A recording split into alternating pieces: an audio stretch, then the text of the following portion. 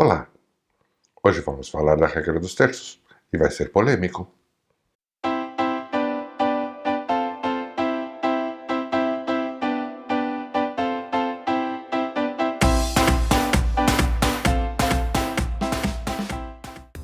Pelo menos para mim, quando eu ouvi falar da regra dos terços, imediatamente veio-me duas perguntas.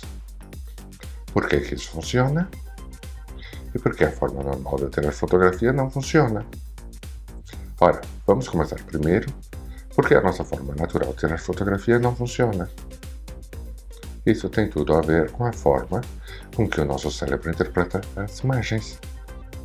Eu sei que os primeiros capítulos desse canal foram extremamente chatos, mas eles são importantes para nós agora entendermos esse tipo de situação. A forma para nós mais natural de fazer uma fotografia é colocar a linha do horizonte ao centro, o assunto ao centro, ou ambos ao centro. Por que isso não resulta esteticamente? A razão pela qual a imagem centrada normalmente não é estética tem a ver com a forma com que o nosso cérebro, na sua parte inconsciente, analisa as imagens. Ora, esta posição centrada é basicamente a nossa posição de repouso quando utilizamos a visão de forma inconsciente. Nesse estado, o nosso inconsciente só presta atenção ou aprimora uma imagem e alerta a parte consciente do nosso cérebro que algo é importante quando ocorre algo diferente. E graças a isso, quando eu vejo uma imagem perfeitamente centralizada, o que mais vai acontecer é que eu não vou realmente vê-la em detalhe. E se vocês não acreditam nisso, vejam os vídeos anteriores, principalmente aquele que eu brinquei com a barrinha cinza. E relembre que aquilo que nós vemos como imagem é aquilo que a parte inconsciente do nosso cérebro construiu. Agora temos que entender por que a regra dos terços funciona. E aqui começa a polêmica. Porque, pelo menos para nós, a regra dos terços não existe. E vamos explicar por quê. O problema da estética, do que é estético, do que é agradável, não vem dos dias de hoje. Vem de muitos anos atrás. Para dizer a verdade, milhares de anos. Começou basicamente com os gregos, quando começaram a definir as formas numa coisa chamada geometria.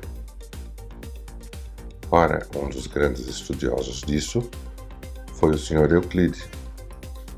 E todos nós sabemos dele porque nós estudamos a geometria euclidiana. E esse senhor viveu há 2400 anos. Quando ele estudou a geometria, ele ficou fascinado como as formas geométricas mantêm sempre relações. Mas existe uma determinada forma geométrica que é mal criada. É o retângulo. Eu no retângulo tenho perfeitamente a relação entre os ângulos. Mas não existe uma relação entre a largura e a altura. Na realidade, um retângulo é um quadrado cujos lados não são iguais.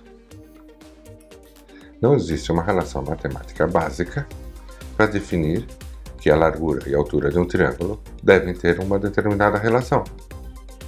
Mas o Sr. Euclides definiu uma. A relação entre a soma da largura mais a altura dividido pela largura era igual a largura dividido pela altura. Ora, esta fórmula permite calcular um determinado rácio entre a largura e a altura. E esse rácio é um famoso número que é 1,61803 e lá vai muitos números daí para frente.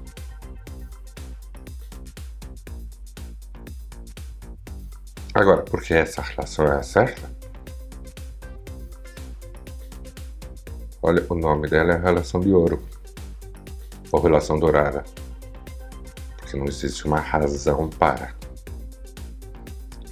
Na sequência disso, em 1509, foi publicada uma obra do italiano Luca Racioli.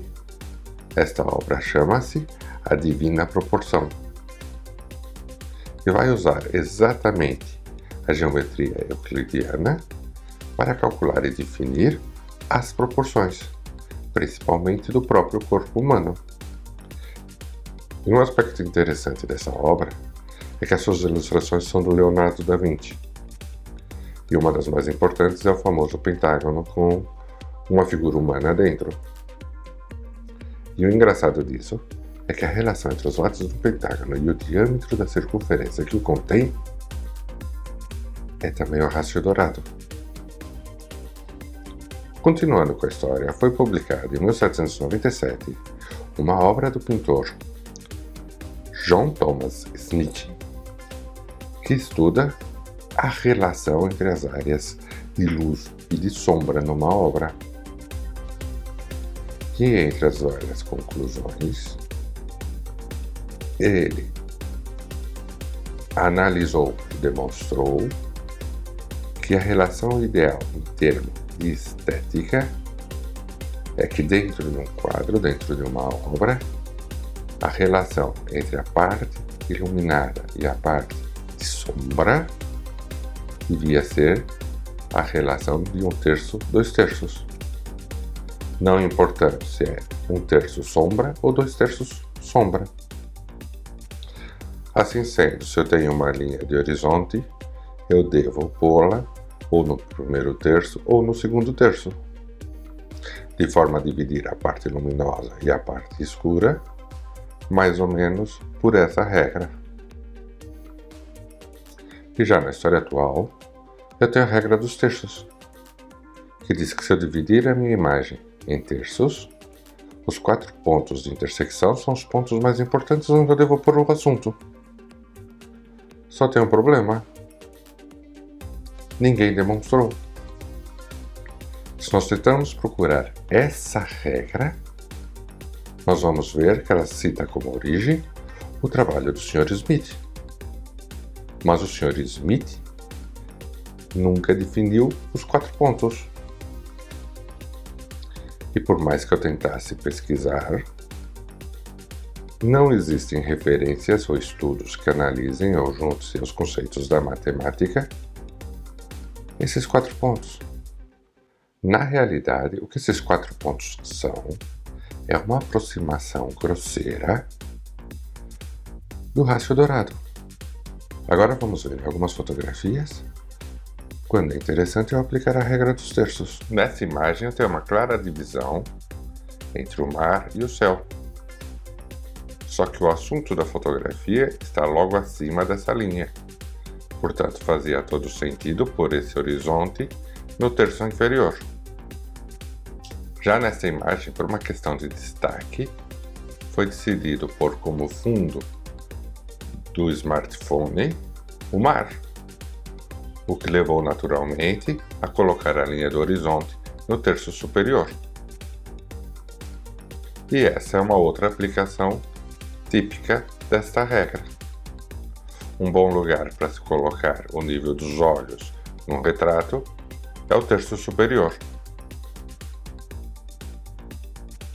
E agora vamos ver quando eu não devo ou não preciso aplicar essa regra. Já neste caso, o assunto é muito simples, portanto não tem problema nenhum ele ficar centrado, principalmente com um recorte quadrado.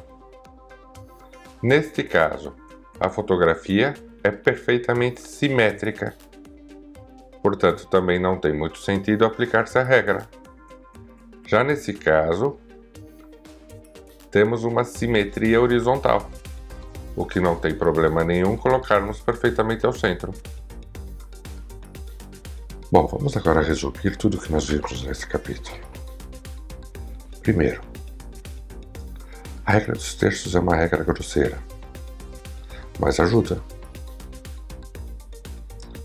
Segundo, eu devo entender como se aplica uma regra para quebrá-la. Terceiro, a regra dos terços não é nenhum santo graal. Imaginemos que aprender a fazer boas fotografias é como aprender a andar de bicicleta. A regra dos terços são aquelas rodinhas que nós colocamos para não cair. Ou seja, depois que nós adquirirmos experiência, podemos muito bem tirar as rodinhas. E a regra dos terços, ou só a regra principal, que é a regra do rastro dourado, é apenas uma das regras que fazem a estética. Dificilmente, em uma fotografia, vamos ver apenas uma regra.